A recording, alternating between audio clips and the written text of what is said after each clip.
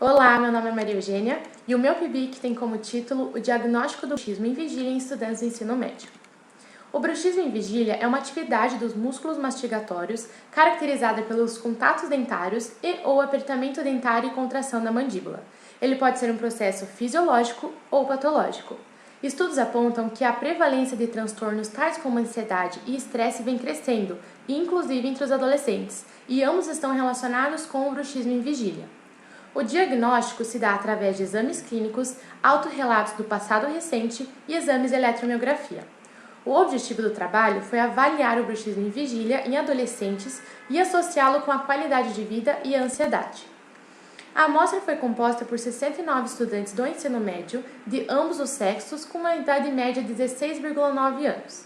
A avaliação da qualidade de vida e a ansiedade foram realizadas através de questionários e a avaliação do bruxismo em vigília foi realizada pela avaliação momentânea ecológica através do dispositivo móvel WhatsApp. Foram enviadas mensagens 15 vezes durante 7 dias para que o adolescente optasse por um dos comportamentos demonstrados no slide. Os resultados do bruxismo em vigília foram categorizados em baixa, média e alta intensidade.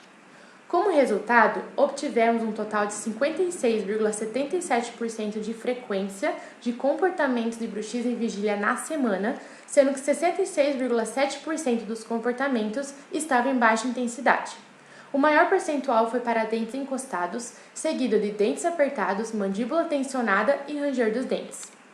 Nos dias úteis, mais de 87% dos indivíduos que relataram qualidade de vida e satisfação com sua saúde como boa estavam na categoria de baixa intensidade de bruxismo em vigília.